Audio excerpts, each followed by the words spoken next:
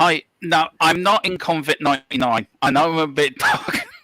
I'm not in the Crime Watch protection program. It's just really sunny where I am, and where what I've got behind me isn't working. So we will plug on. There we I'm go. back again. Right. Okay. Thank you. Good morning. Welcome to Tottenham Tantrum Gold, the home of Tottenham of old shows and content and everything else in between. This morning, we're talking about do enic care about our past. I mean, we have a long history at Tottenham Hotspur. First non-league side to win the FA Cup, first side to do the double in the 20th century, first side to win the European trophy, British side to win the European trophy. So we have a long history, but nothing's been done about it. So this morning, for the next 40 minutes to an hour, we'll be discussing that with my co-host, Kuva, and the legend, the man himself, the man who makes Mike Tyson quiver in his sleep, the man that will go to White Hart Lane and make the players quiver. He will push Deli Alley and Winks and Dyer through brick walls and out the club. Would you please welcome the Irish Hotspur, Iron Dr. David Harris. How are you this morning, sir? No, look, absolutely buzzing game day, Dermot. You know, I always roll out of bed with a smile, and I have to say, look, that's the best intro I've ever had. Way too much respect from me. But yeah, no, look, really appreciate it, my man. Really appreciate coming on. I'll be honest with you, I was hoping to get on sooner. It just hasn't worked out for whatever reasons. But look, you know, I'm absolutely delighted to be here today. Thank you very much for having me, lads. Appreciate it. No, thank you for coming on. It's an absolute honour. And Goover, how are you this morning, sir? And thank you for yesterday. You've done a fantastic job. No problem, Dermot. Raring to go as well. Like David said, Spurs Day. How can you not get excited for that? No. Yeah. No. Right, so where do we start? Right, enic. Do they care about our club? And before we get on to that, I've got a few people in into the chat.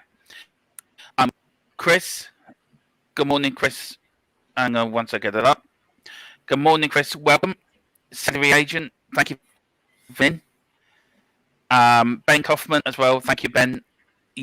Yeah, I am doing the Dark Vader look. I'm channeling the dark side. I'm going to come to the lights soon. And then salary agent then saying we need Jedi powers. These are not the players we are looking for.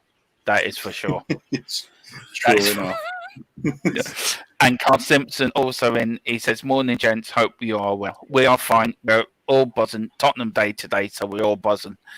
And you also got Brent Daigle in.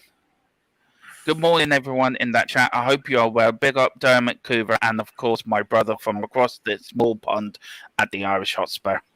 Good morning, Brian. I hope you're okay. Guys, I'll start with you, David. Has enic forgotten about our past? Have they totally forgotten about everything that we are as a club?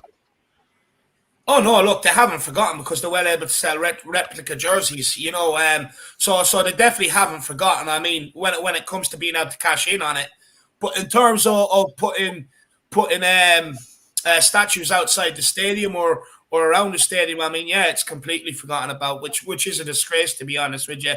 I mean, why would Daniel Levy put up a statue of Bill Nick or someone like that when it means he has to emulate what he's done, and it's a reminder to every fan going into the stadium what Tottenham used to be? I mean, why would he do that? Because it just puts pressure on him to spend the money to be able to get us back to their glory days. So actually not having statues actually works out in his favour.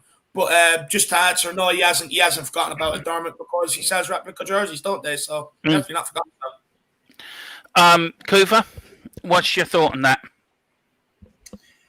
Well, we're just neglected as fans, aren't we? I mean, everything about the setup of the brand new stadium, it looks fantastic. It's state-of-the-art stuff.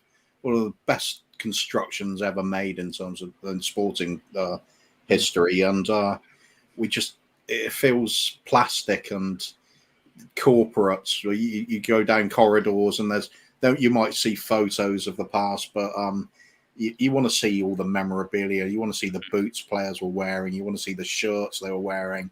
You want to see just dripping with memorabilia from the past, and it just doesn't feel like that. It really does feel like it is that stadium that's built for both NFL and football.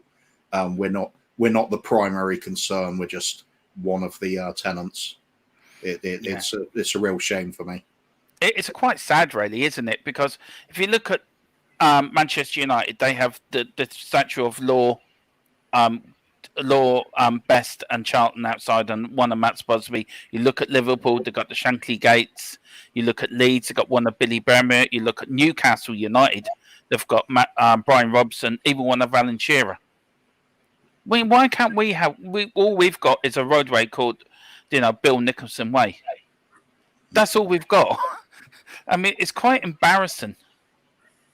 As a club, I mean, I haven't been to the new stadium, but if you went to the old White Hart Lane, at least you knew there was history there. Yeah, you could feel it. I mean, I don't know, Dave, if you're going, I think, in February, aren't you? What are you expecting? February and March. February and March, lucky git. What are you expecting going there? Are you expecting the same feel of White Hart Lane, or are you just expecting like just they've wiped that history and we're just starting from now? Look, I've been up and around the new stadium. I've been into the club shop and that. The only place I haven't been is actually inside for a game. But being up around the stadium, look, don't get me wrong. I mean, it's a state-of-the-art stadium. It's definitely built for the future. But, I mean, look, there's no resemblance of any sort of history there from the past. I mean, like you said, at least when you went to White Hart Lane, you could feel it.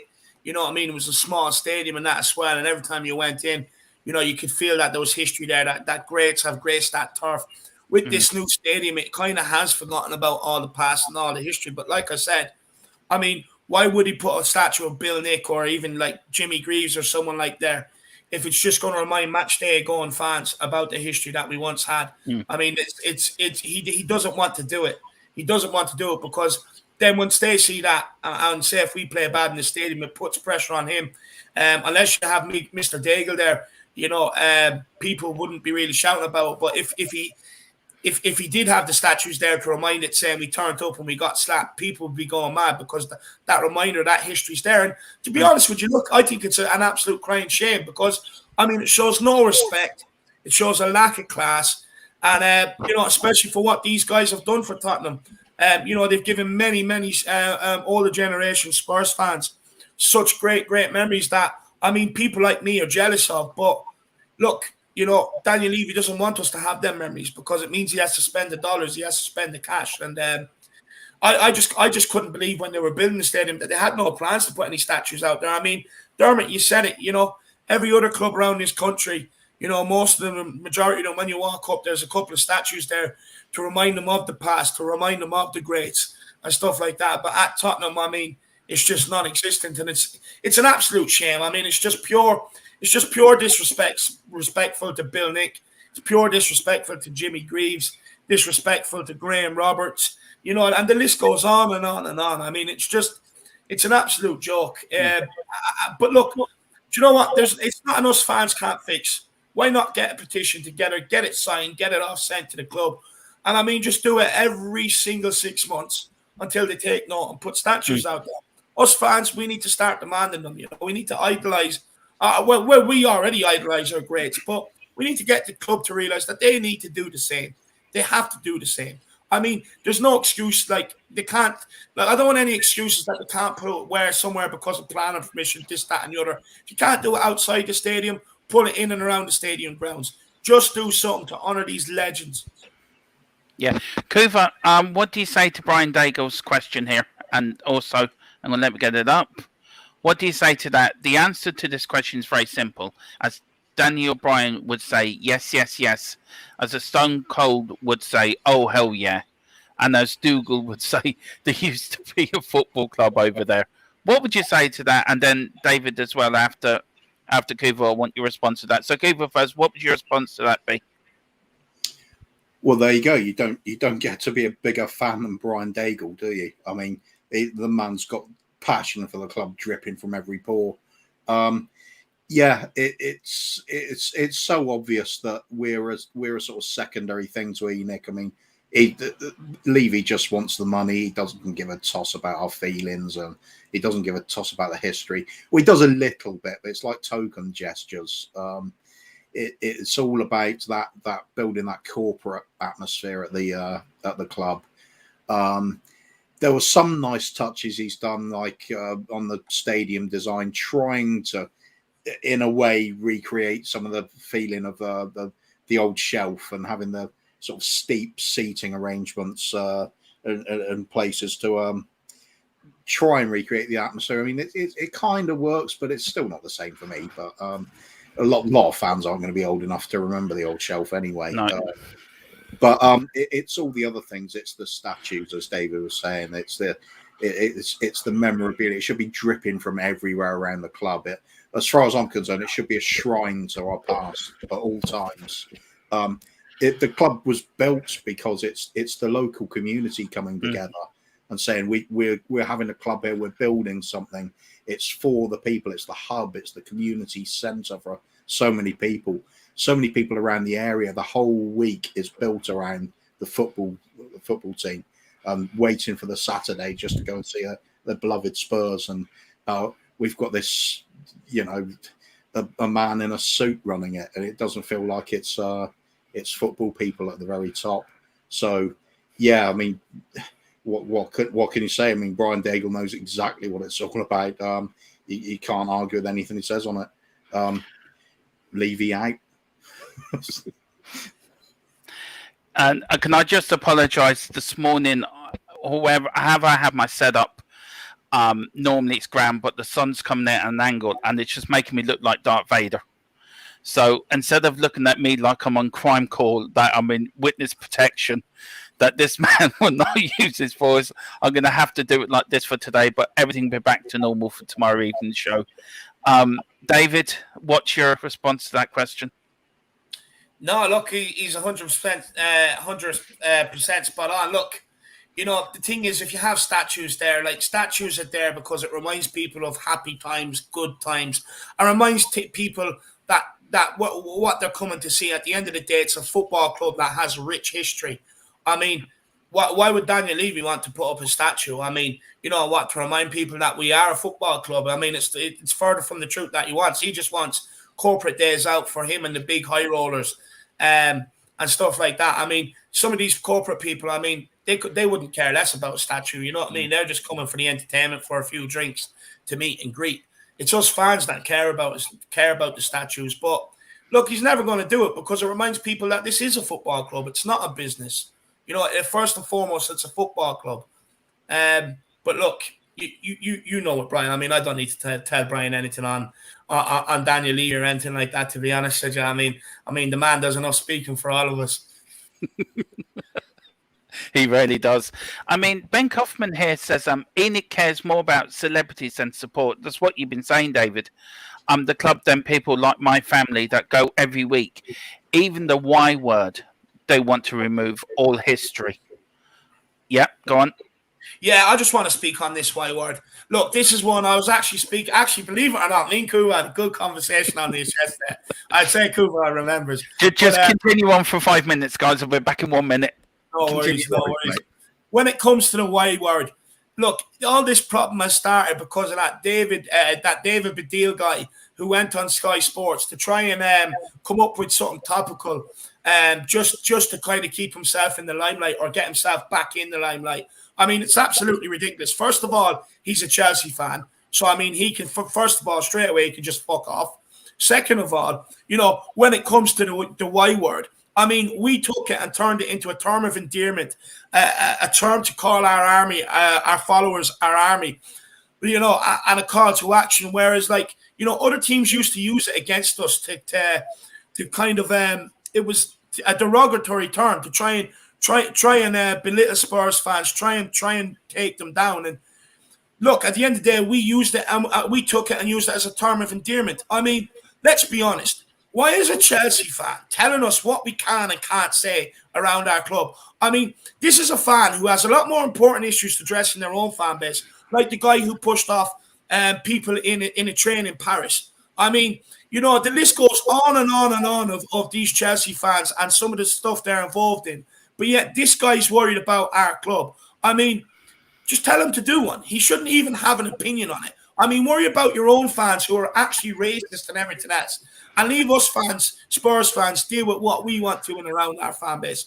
The Y word, and I'll be honest with you, I don't care who gets offended.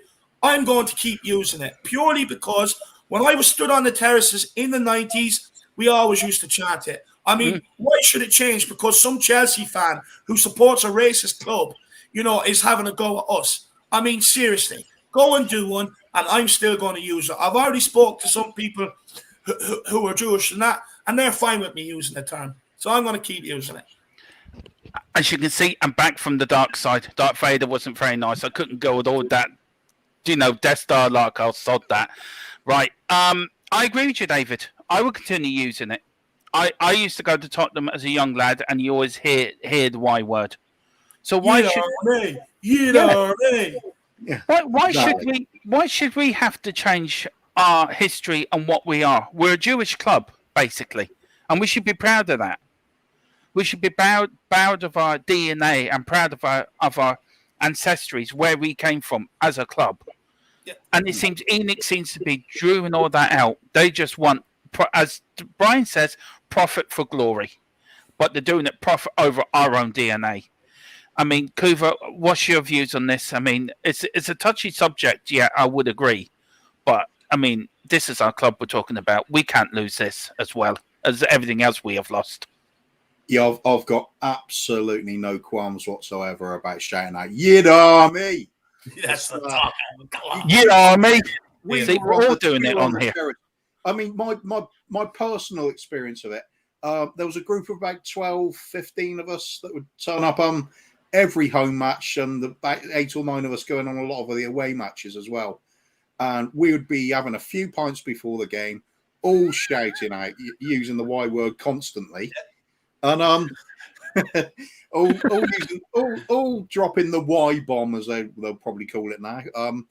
But 3 or 4 of us at least were literally out of Golders Green. They're as Jewish as you can possibly get, and they took no offence whatsoever. They're shouting it as loud as everybody. Same as other fans we got. I mean, Brian Daigle's saying the same thing. There you go. Brian Daigle was a whole bunch of screen full of yiddos there. I'm just going to keep that up for the whole stream now. it's context, isn't it? Because Yid Army isn't about shouting at Jewish people. It's about sticking fingers up at the people that are insulting us. It's a welcoming thing to our fan base. It's like a brotherhood. It's everything. It's part that is definitely DNA of the fans. It's part of the culture. You just can't get rid of it. They could outlaw it, and we're still going to do it. I mean, no chance. I remember going to Tottenham in during the Aussie years, and there used to be a fella there with a big drum, and he used to beat it, and all you used to hear around the east and south stands was yids, and it was so intimidating. It was like the opposition fans. It sounded like we were an army going to war with yids. And I used to sing it. Everybody else used to sing it. We've gone politically mad with words we can't use now, and it's getting beyond. It's getting stupid. It really is. I've actually found some old pictures I'm going to put up from Tottenham from the past, and I would like David and Kuva's opinions on it. Now, this will cover everyone's faces. I do apologise. I'm not. Oh, hang on. There is one thing I was going to add to it. Yeah, go ahead. There is some things I don't agree with when we see them at the ground, and that's when people bring out a flag with Yid Army written on it, but then they got the flag of Israel, and to me, the two things are not the same. You probably should keep that different because the context isn't the same there, and I can understand when people get a bit in a bit of a huff about that, but it's not a big deal to me. It was never a big deal to, like I said, the Jewish friends I had going to the games with. But I can understand how there could be an issue with that. Yeah. If you just keep it in its proper context, it's us fans backing each other up. Yeah. But Swell, sorry, just to swell quickly. No. I mean, why not roll out some Jewish Spurs fans on Sky Sports to have this debate? Why are they rolling out David fucking Baddiel, a Chelsea prick? I mean, Jesus Christ. I mean, roll out Spurs fans and ask them what they think about and let them tell you from the horse's mouth. Don't roll out someone who because he's crying because we took the fun out of the word for them. So now he's crying about. I mean, roll out Spurs fans and ask them, not David bloody Baddiel. Jesus Christ. Yeah.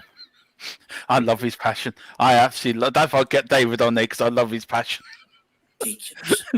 It is. I mean, how many years? I mean, what was your first memory of that word in hearing it at the ground, Dave? I mean, when did you? I mean, your father went to Spurs games. When did he first hear it? When? It's been around forever, hasn't it? Oh, look, my old lad's been chanting it since he's a kid being into Tottenham. Look, what it is for me, it just brings back fond memories. I mean, you're talking about a guy, a kid who's 5, 6, 7, 8 years of age on the terraces with full-grown men chanting "Yid Army" all as one, and it's we're all one, and that's what that's what it's all about. You know what I mean? Yid Army, and I mean, I'm just going to be honest with you. I'm going to keep saying it. I mean, it gave me a sense of belonging. It gave me I felt like I belonged to something. Felt like I belonged to a group, and I mean, it used to send shivers down my spine. Listening to that in the stadium and everyone doing it, and you just feel as one. You feel like a Tottenham foot soldier. And I mean, no matter how politically mad this word wants to get, I'm still going to keep saying it until I die. Yeah. I mean, it's just the truth of the matter. No one's going to tell me what I can and what I can't say. It's that simple. And for me, it brings back memories. I've been using it since I was a kid. My old lad's been using it since he was a kid.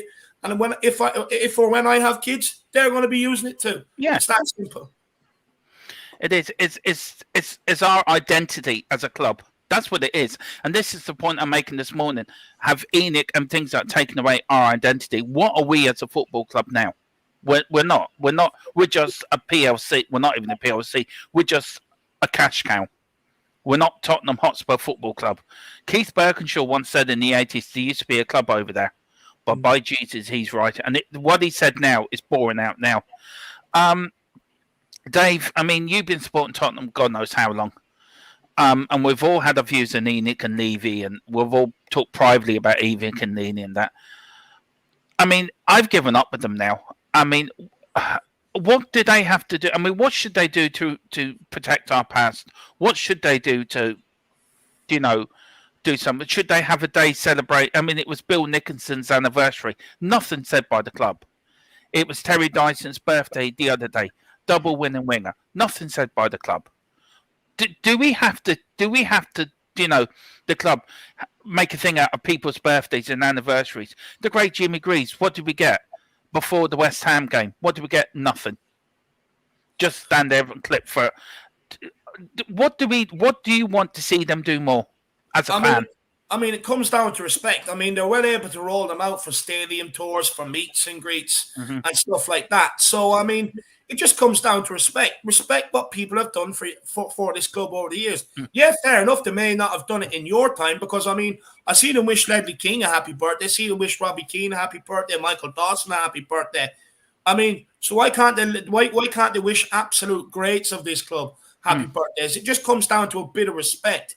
I mean, look, the whole thing is Levy's just concentrating on recent history. I mean, why would he wish some of these players happy birthday? Because, again, it links back to trophies. And this is what all I can think of is it links back to trophies. It reminds people that, yeah, hang on, we were a football club. We were successful. Because don't get me wrong, some people have lost that over the years. Like, I mean, when you hear people going, oh, well, why shouldn't Levy? Why should they put money in out of their own pocket? It's kind of like, you just don't get it. I mean, we're a football club. You may think it's great being able to go to a game, pay over the odds for a point at the match, and whatever else. But, I mean, you also have to remember we're a football club. I mean, yeah, it's a great day out for you. But for people like me, I mean, I want to go there. I want to win. I want to see my team play teams off the park. I want to see my team run around with passion at heart. I'm not one of these guys that are happy to pay to go and watch substandard crap. I'm not even one of these guys who are happy to pay for TV subscriptions to watch this substandard crap. I mean, look, going to games now, it's expensive. Watching games on TV it's expensive. You know what I mean? So at least put the proper players on the pitch for us to be able to watch. But I mean, just have respect for the greats. I mean, you're well able to use them for meets and greets for your big boys, your big buddies coming to the ground. You're well able to sell replica jerseys, but because it helps them, they're willing to recognize it. But if it's something that they have to like, could you imagine Daniel Levy? I could imagine this. Daniel Levy going down to one of these people in the computer room, why did you wish him happy birthday? Well, I mean, Daniel, he's a great at the club. I mean, he's brought trophies to the club. I mean, why wouldn't you? Well, I'm sorry, that's 20 minutes wasted out of your day. I'm taking it out of your paycheck. He probably doesn't even allow them to do it. You know what I mean? It's just kind of like, I'm just fed up with it. I mean, look, us fans, we'll always talk about the greats. They'll never die for us. But I mean, now we just need the club to show a bit more respect. Like I keep saying, we're able to do it when it suits them, when they can cash in on it. But when it's for the fans, when it's for the area, when it's to remember, if it's coming out of their pocket, forget about it. Yeah. Kuva, Ben Kaufman says here, and everyone go to Ben Kaufman's coffee shop. I will put the link below his Twitter page. Please, everyone get there. And when I go over to Tottenham, I know I'm going there. I know Dave's going to go over there as well with Jack and the rest of the lads. Yeah. Now, he says here, they won't even let them bring in kosher food. I hope I said that right. Yeah. Kosher. Into the stadium. My mother is strictly kosher and cannot eat food in the stadium, not even selling bagels anymore. I mean, what do you say to that, Kuva? Well, it's just ridiculous, isn't it? I mean, kosher food for a club associated with having a Jewish following, and you can't bring it in. How stupid you get? How petty! It's just why can't they bring it in? Because that means they won't buy some more merchandise off the club. Mm. It's absolutely pathetic. It's shameful, some of the things that enic pull. I mean,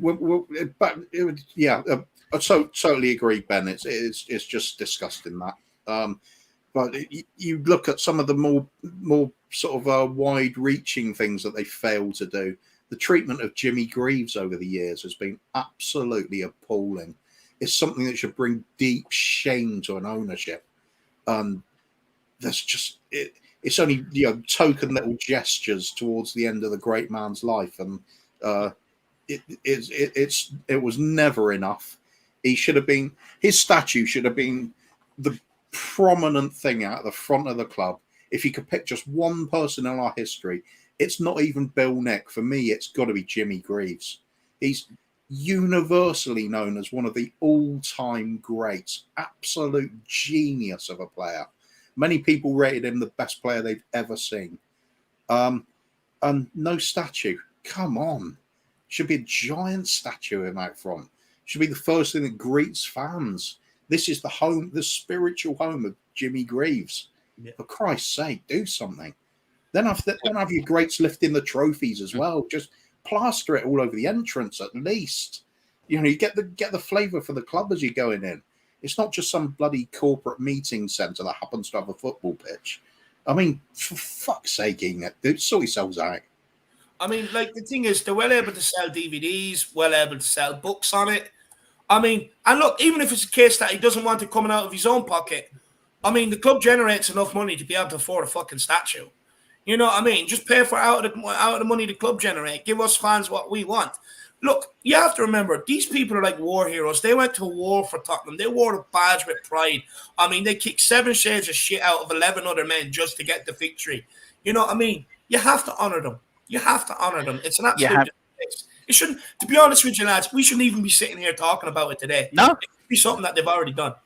Yeah. Well, I'm going to show some pictures now of Tottenham during the past. I apologise, David and Kuva, your face.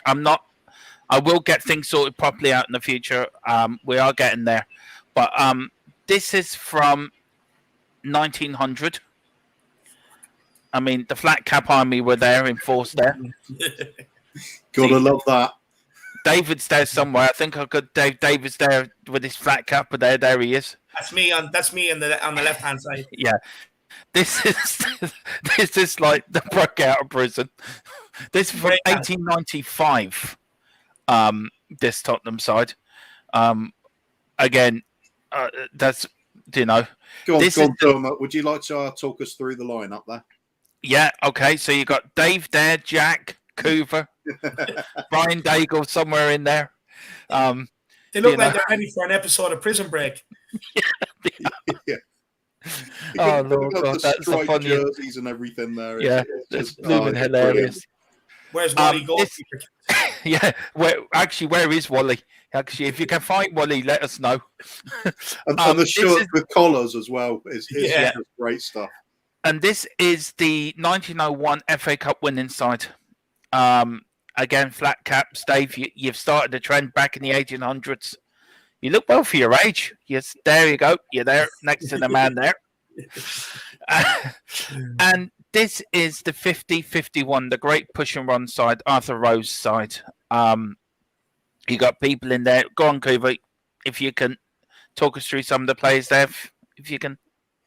I was picking them all out. I can spot Bill Nick there, sort of centre, slightly to the left. I'm looking for Alf Ramsey in there somewhere. He's up the top. Uh, He's the second one in from the top, from the left, I think. I don't recognise him off that. Why not? Oh well, he's definitely there somewhere anyway. Yeah, and Ed Bailey's in there as well, I think, as well. The right hand man for Bill Nick and Keith Birkinshaw. So that was just a quick picks through Tottenham. I mean, that second one when they looked like they broke out of prison, that's the funniest one I've ever seen. Yeah, still not enough flat caps for my liking. No. Yeah. Good start, wasn't it? You need to get into them, Dave. Nah, look, Right. you know, the aim is hopefully this season or next season to send the whole current squad flat caps and get them to take their pre-season picture in them. Right. Some of the comments here. Is that Shamu's belt for one of them? And Carl Simpson says, "Look at that goalkeeper's kid." Yeah. Derek Hutchinson. Good morning, Derek. Thank you for joining in. One of the regular members, so thank you for coming back. Levy doesn't even know who Jimmy Greaves was and knows about the history of our club. Quick, Dave, anything to say, Derek, on that? No, look, at the end of the day, Daniel Levy's a businessman. He's not a football man. Look, he can claim to be a fan of the club all he wants. I mean, but for me, actions always speak louder than words. You can say things 10 times, but if you don't put it into actions, what good is it? At the end of the day, he's a money man. He's a businessman. He's an accountant. Look, for me, he probably doesn't even know who half these legends are, to be honest. Yeah, that's true. I think there's something that's both a little harsh about that statement and also not harsh enough at the same time, because I do think he actually does know who Jimmy Greaves is, and it's the fact he does know and still did nothing that makes it even worse. It just makes me really angry talking about this sort of stuff, because this is essential at every club. Your history is your club. You're nothing without it. We need way more than we've been getting. Fans are shortchanged everything and charged double for nothing. I'm going to have my say here. You look at Liverpool; they roll out the legends every week. You look at Manchester United, but they look after their legends. Manchester United is the same. Even Newcastle look after their legends. Yeah. You know, Danny Blanchflower, the captain of our double winning side, what did they do? Fuck all for him. Jimmy Greaves, fuck all. Terry Dyson, all the 61 side, did nothing. Keith Birkinshaw ran him out of the club. Second most successful manager in our history. Bill Nick, when he resigned, just chucked him out. It had to take Keith Birkinshaw to bring him back into the team again as a consultant. And then we had more success. It's okay for Ledley King and Dawson and Robbie Keane and Teddy Sheringham and all. Yeah, okay, they're great players in the 90s and everything. But what did they win? Nothing. And I think if we're big enough to shout out for, as David said, for Levy to get out, we should be big enough as a fan base to start protesting about this as well, because this is a subject close to my heart, because we need to do more. We're not doing enough. We're not a club for now. We have a great history. We need to be proud of it, and we're not proud of it. And it's really pissing me off, because Levy is he doesn't care. Enoch, Levy, Joe Lewis, whoever, they don't give a shit about our club or our history. All they care about is the NFL, Christian Aguilera, Guns N' Roses. Yeah, great, bring that in, but we want something done. There should be a statue of Danny Blanchflower, the captain of our Dumble winning side. You go up to any other club, there's statues all over the place. They even got one of Alan Shearer, which is actually not technically in the stadium. It's actually down one of the roads. But they got Alan Shearer. What did Alan Shearer win? One trophy. But they stick a trophy up for him. And what do we do? Nothing. Fucking idiots. I was going to say, you know that the American wartime monument they have, where you get all the troops at the base of the flag struggling up to try and raise the flag, and it's a really iconic image. Was that done in Hawaii? At Japan, was it during the Second World War? That picture. It's a World War II related one. Yeah.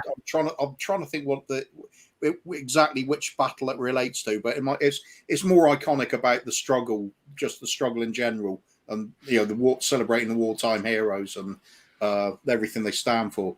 But it just made me think: shouldn't we have something similar to that inside, like the main foyer when you come into the club, and you've got the trophies at the top and the players below it, all in one massive arrangement that you can see, FA Cups, League Cups, Cup Winners' Cup, all those sort of trophies with all the players below them dotted over well-known faces. It would look fantastic, I think. But yeah, I mean, you look Hoover, Pat Jennings, another great player. Nothing. Yeah. Well, even you can't even blame Enoch for some of that, because letting him go in the first place before he was due to that was just a really bad choice. But poor ownership decision at that point as well. I agree with you. Alan House have had 2 testimonials, but there isn't a statue of him. What have they done in 20 years? Nothing. He died back in '94. When his anniversary come up, do we do anything? No. We do feck all. Yeah. And it's disgusting. You don't. I mean, Dave, what can we do? What should we do to get this going? Because this is something that we should do, as well as the enic out and Levy out protest. Which, can I say, Brian, we owe you a huge debt for what you've done, and go over there. And if it wasn't for you, the movement wouldn't be where it is now. So thank you for that. But David, what do we need to do as a fan base to get this going? Because something has to be done, because this is ridiculous. I mean, look, there's loads of things you can do. I mean, without even having to mobilize people off their armchair, I mean, you can just send around petitions on social media, get them to sign it, get it back to the club, let them know this is what you want. I mean, if they ignore that, then you get people to maybe do a protest outside the stadium for a game until you get what you want. I mean, at the end of the day, we're not asking for much. We're just asking for a shrine to remember our greats and to make sure that they live on, especially to the younger generation coming through, Because, I mean, I've been to other stadiums. With the Outland on away games and stuff like that, you'd walk by a statue and you'd be like, who's this? You know what I mean? And you get the lowdown in the history, and it should be the same for the younger generation. If they're walking by, they should be able to turn around to the Outland or whoever's bringing them to the game and be like, oh, well, what's this statue for? And then they can give them a history and pass on what they know, pass it down through generations. Let the younger generation coming in and know about these guys. It's a great way. Look, even the younger generation, there's people that don't like reading books and stuff like that. It's an easy way to pass down the knowledge. And I mean, it's just it's a crying shame, to be honest. But Dermot, look, there's plenty of things we can do. Plenty of things we can do.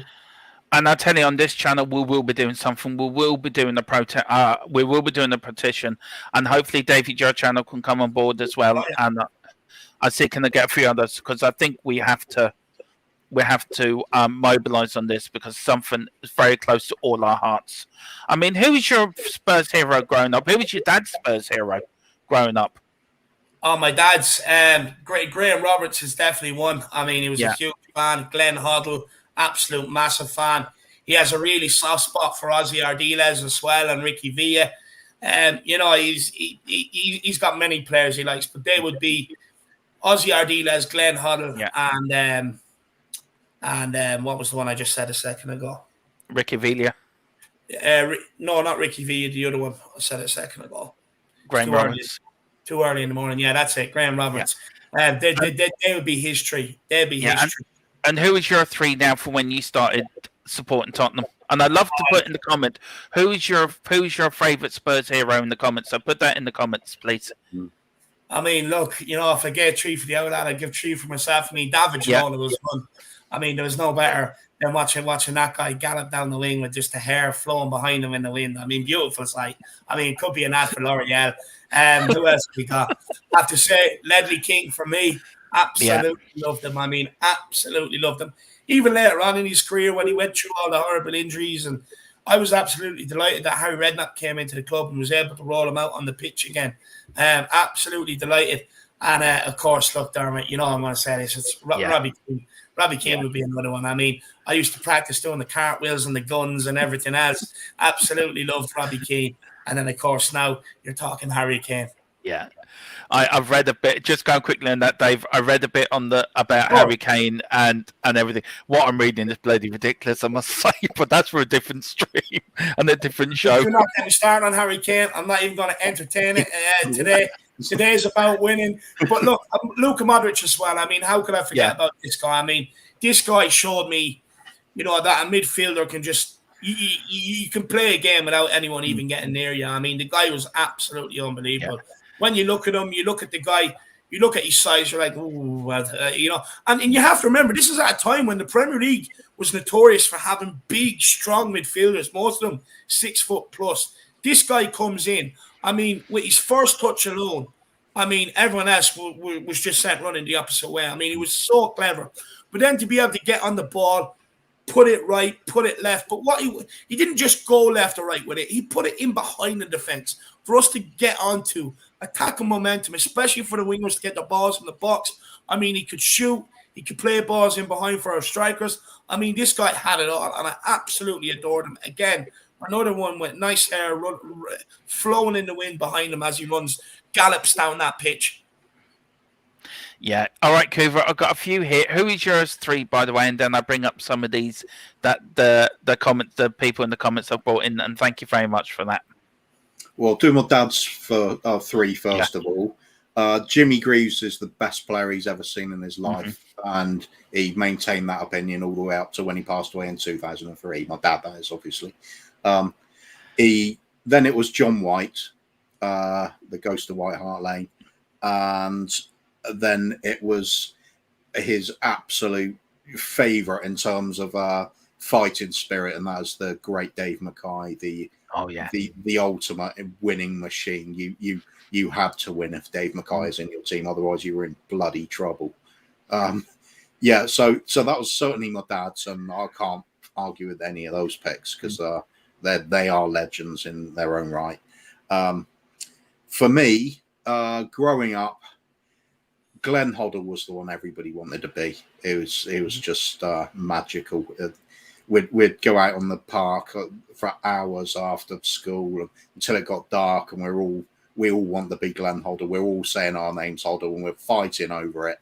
and you're trying to replicate his passes. You can't do it. You're blaming the football and everything. But Hoddle. At the same period, Stevie Perryman was just immense. He was such a great captain for us. That's another one. I was really angry that he didn't finish his career with us because he should have. He's just an iconic figure. Graham Roberts, absolutely adore that bloke. That's another one. It's the Dave Mackay mold of you don't just quit on a game ever. I know. I learned one of my favourite sayings from my dad was about Graham Roberts. It was during the '84 final against Anderlecht when we're actually 1-0 down and chasing the game. And my dad saw I was getting a bit worried about it. My dad just bent down and he said firmly in my ear, the game is never over until Graham Roberts says so. Sure enough, up he popped and scored. And I just thought, you know what he's talking about, Dad. I was in awe. I was just like, one of my favourite players, and my dad just telling me what he's about to do. He just knew. I can't explain that feeling. It's a strange one, but it always sticks with me. So I always remember that phrase. Otherwise, like David would say, we've had legends like Gaza. You gotta love Gaza, Ginola. Robbie Keane's always popular. He wasn't quite so much a hero for me, but I appreciated him. He was a cult hero. He was a cult hero. Yeah. I mean, cult heroes for me also is people like Razor Ruddock. I just find him hilarious. He played for. He started with us, Razor Ruddock. Then he was sold to Millwall, and then we bought him back, and then we sold him again to Liverpool. He's just such a naughty lad at times. Yeah. Things I always remember. I think it was against Liverpool. We're winning and the clock's running down, and the ball's bouncing away for a Liverpool corner. One of their players is about to go and grab the ball that's still bouncing away. Razor Ruddock just belts past him, hoofs the ball clean out of the stadium to try and race inside, and picks up a booking, if I remember rightly. But the fans were just loving it. I was crying my eyes out with laughter at that. And he's just like trying to look at the ref like, what? I didn't know. Playing it all innocent. Yeah. So I love all that sort of stuff. But I mean, there's always greats. I mean, your Ginolas, your Hoddles, your Gascoignes. So it's always going to be those great players from any generation. They're always your hero. Do you know what, Kruger? I love hearing that story you just said there, because, I mean, it just goes to show what people would do for winning back then. I mean, nowadays, that's gone. You just see them walk into the box, especially 90-plus minutes, and try and defend it. Whereas you want someone like that, an absolute nutter who's just going to take a yellow for the team and just balloon that ball out down Tottenham High Street. You know what I mean? It's just, you need that. Yeah, Graham Roberts was certainly that, wasn't he? He was. Graham Roberts always had the reputation of being such a hard player, which he bloody well was. But he could play. The man could play football. Yeah, he was really underrated with how good he was on the ball. Popped up with so many vital goals for us. I mean, my top three. My dad really wasn't the biggest Spurs fan, so being a man from Mayo, he was more into the Gaelic and the hurling and the football. So it was my uncle that started taking me. But my players was Steve Perryman, Glenn Hoddle, and Robbie Keane. I mean, they're my three heroes. I mean, for me, Steve Perryman just epitomized everything. I mean, he was started with Bill Nick as manager. He went through the 60s, the whole 70s, and the 80s. That man is Mr. Tottenham. He should have finished his career at Tottenham, and it's a crying shame. Glenn Hoddle as well, doesn't he? Huh? Steve Perryman, record appearances. Yep. I mean, he won more trophies than the rest of the players put together. He did. He won two League Cups, a UEFA Cup. Then he won 2 FA Cups and another UEFA Cup. So the man was class. And then you got the likes of Dave Mackay, John White, and Danny Blanchflower, and you got other players like Chris Waddle, Gaza, Alan Gilzine, Clive Allen, the Allen boys. You even got Les Allen in the 61 side. You got Bob Smith off the 61 side. You've got Ted. No, don't forget. I think it's Ted Burgess, the captain of the 51 League Championship winning side. There's nothing done for these players, and it's a crying shame. But we will be getting involved with the Irish Hotspur, and we will be doing a petition. So everyone would need to get together on that. Quickly, I want to go on to the Brentford game tonight, David. Just a quick brief. What you think will happen? What needs to happen? Score prediction and anything else you can think of. Come on, Darren. First of all, nothing's ever quick when it comes to me, man. I can't shut up. Look, when it comes to the game tonight, I mean, there's no better feeling than an evening kickoff. I absolutely love an evening kickoff. I mean, look, Brentford, they're going to cause some problems. Look, they have 3 areas of concern. Ivan Toney, who I nickname Emil Heskey. You have Brian Mbuemo, and then you have Sergi Canos. I mean, if you can stop them 3, you win this game easy. I mean, look, we bet them last year in the Carabao Cup semi-final 2-0 with ease. They still have a lot of the same players. Look, it's about time Tottenham explode. It's about time our front 3 came together. I mean, you're talking about Kane, 1 Premier League goal, 1 assist. Son, 4 Premier League goals, 1 assist. Lucas Moura, 1 assist. It's not good enough from your front three. You're on game week 14 now. Yeah, we've played 13, but it's game week 14. It's not good enough. We have to start getting this forward line to click. We have to start getting the best out of Sonny, the best out of Kane, our 2 genuine world-class players, because somehow, by a miracle, we are still hanging outside of top 4. With some of the games we have coming up, you put a run together, you can get inside top 4. If we can get our strikers scoring, it means you're not focusing so much on your defense and relying so much on your defense the whole time to keep you out of trouble from losing these sort of games. Once you get the forward line scoring, I mean, there's no reason why we can't go on and have a good season. Look, Brentford, they're tough, but I mean, we haven't lost them since 1948. Now, I know we've only played them like 8 times since 2000 or something like that, but it doesn't matter. There's a record there for a reason. It's because they're crap.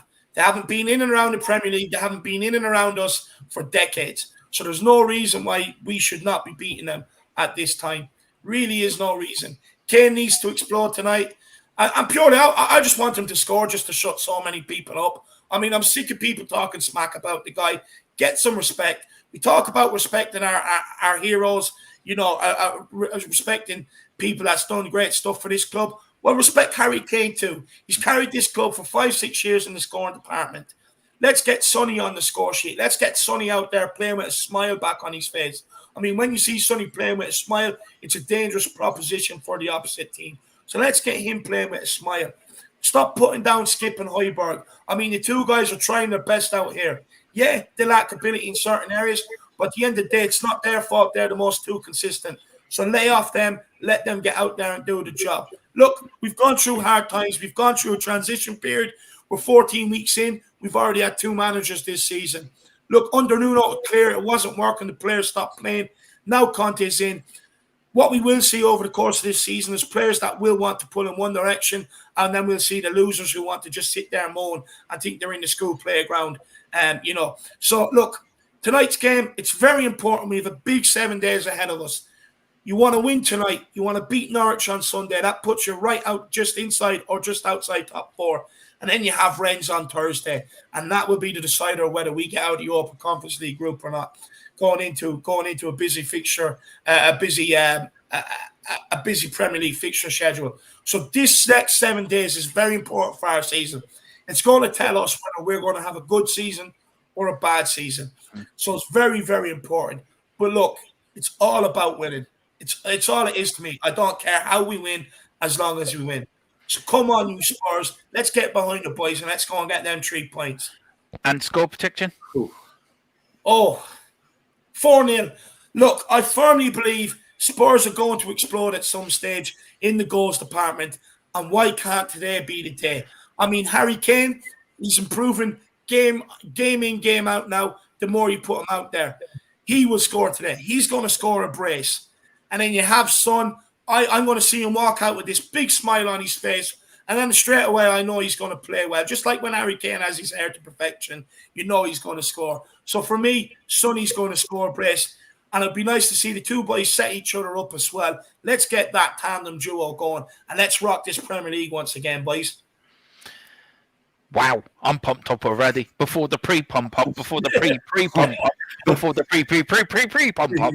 So, Jesus, I'm off with a box of Kleenex in a minute. do you want some time, Cooper? I can stop the camera if you need time. Right? No way. You can't match it. You can't match it. Paris pretty much bump up. It's no. No. Yeah, let's have 4-0. Bloody hell. Yeah, let's have that, mate. I'm all for it now. Hoover, can you please just carry on from that if you can?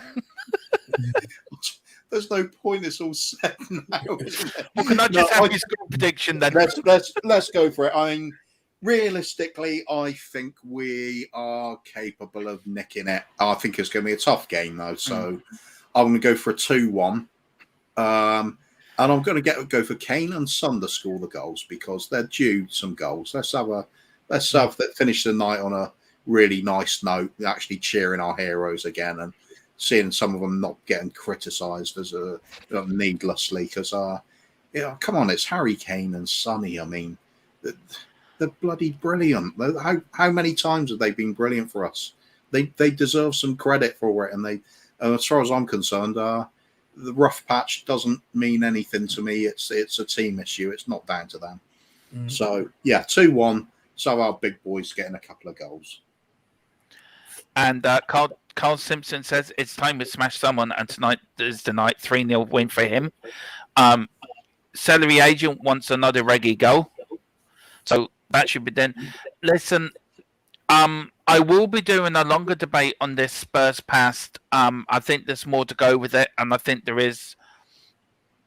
I think we need a couple of guests on with David as well, because I'd love him to come back on this, because I'd love to get Brian on this as well, and Jack as well, because I think there's more to go in this. And I just want to quickly put up, I did these banners this morning. I mean, this is our history here. I mean, this is our FA Cup wins. You know, we've won league championships. This is our history. This is what Tottenham Hotspur is about.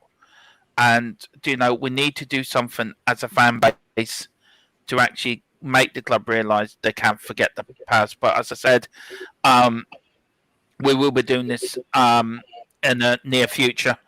Lastly, I want to thank David for coming on. I know he's got a busy day ahead and very kindly took time out of his busy morning to come on. So, David, please plug your channel.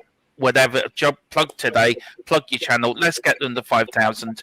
He was very kindly got us to over 100 subscribers, and I want to say personally, for me, Coover and Phil, who's at work this morning, we thank you for the bottom of our hearts. We're all very humbled, and we're all very surprised and grateful for your support. There is great things coming up in the future. We've got loads of things coming. And so, but again, thank you so much indeed. And thank you, David, for your support and your plugging us all the time. We appreciate it and extremely grateful and humbled. So thank you so much. So, David, plug your show, sir. No, look, first of all, no need to ever thank me. Look, you know what I mean? Everyone that's brave enough to get out there, start their channel and everything else, you know I'm always fully behind it. Look, we're all Spurs at the end of the day. I mean, everybody else hates us in this world, so why can't we love each other? You know, and look, no need to thank me. You guys put an incredible effort here, a lot of hard work. You know what I mean? And a lot goes on behind the scenes that no one sees that you guys do to be able to bring the shows together. So absolutely amazing. And look, keep it up and best of luck on your journey, boys. Look, in terms of me, I mean, you can find me over at the Irish Hotspur. I'll be doing a pre-match build-up at 3 o'clock and then a watch-along again at 7:15 as well. Also, Flat Cap Your Talk, it's our second channel. It's your Bible for the transfer window as well. So get over there and check that out, where we do like we get highlight reels of players and stuff like that. And, you know, just sit there and watch them and kind of players that Spurs are linked with, and then whatever other obscure player Jack pulls from the Indonesian league or the Croatian league or something like that. But no, they're the two channels. But everybody, please make sure you smash the subscribe on this channel. If you've popped in and you haven't already, make sure you do smash the subscribe. I mean, you're talking about three great lads. You're talking about Dermot, Coover, and Phil Lattis, all guys that, you know, you see on the Irish Hotspur who have brought great debates and great opinions to the channel, helped us out massively over there. And I would love for you to return the favour and help these guys out as well. So please do make sure you smash the subscribe button. They offer something a little bit different that no one else is offering when it comes to watching the old games and bringing in the history and everything else like that. So make sure you please do smash the subscribe button and get behind these boys on the journey. Boys, I have to say, I've really enjoyed this conversation. I mean, very rare someone gets me on a stream at 11 o'clock in the morning, but somehow you guys have managed to do it. And I have to say, I've absolutely really enjoyed it. I have to say, an absolute great show, and keep up the good work, please. Thank you so much. I'd just like to say as well to David, like he's mentioned about how much happens behind the scenes. And I'll just reassure people that David is exactly the person you see on when it's on live streams. He's heart of gold, big personality, full of enthusiasm for stuff. Of course, he'll get annoyed at times with things, but he's a driving force behind so many of us on the YouTube channels. Really inspirational bloke. And Heart of Gold, he'll just go out of his way to help us behind the scenes. Lots of other YouTubers benefiting from him being around. Top bloke. He really is. We've got a great Spurs community on the YouTube channels. It's like nothing I've felt before. It's superb people dotted around. Everybody's got each other's back, but some of us are legends, and that's David Harris. Yeah, He's he certainly really one is. of them. Yeah. Anything you want to say to the And subscribers? Jack, of course. You can't leave out Jack and Nicky because they're a double act. Anyone you want to say to the subscribers who's joined, and just a thank you to them, and go over? What, subscribe to us? Yeah, just to say thank you for reaching the 100, because it's absolutely. I mean, it's great seeing all the usual suspects, isn't it? Your 85, your Ben Kaufman, your Brian Daigle, your Chris Aguamars, Celery Agent, Carl Simpson. I love the fact everybody's starting to talk in the chat much more now, rather than just relying on us wittering away for a while. Hopefully, it's inspiring conversations between people. It seems to be. And I think so many of us really want the same things. It's good to have it all out in the open on a channel sometimes, even when it's talking about past issues. That it always relates to the present as well, because that is what the club's about. It's our history. Let's bring it forward and take it forward. Yeah, I mean, the intro I have, they're our history. Them players there. You look at them as they go across your screen. That's Tottenham Hotspur Football Club.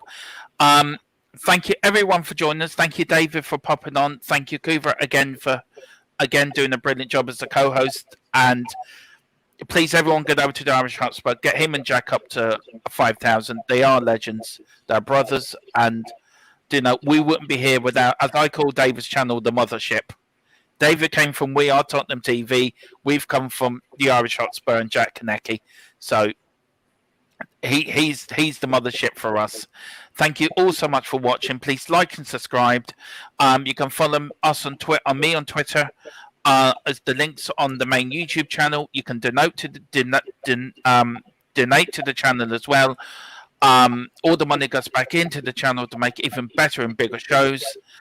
All that information's on the main YouTube channel, and everyone. So thank you all for watching. We will be back tomorrow at 5 with a old game for Tottenham versus Norwich, 80-81, and we'll have a bit of chat with that, and then we'll talk a bit more about the Brentford game as well. So thank you all for watching. Have a lovely day. God bless you. Levy out.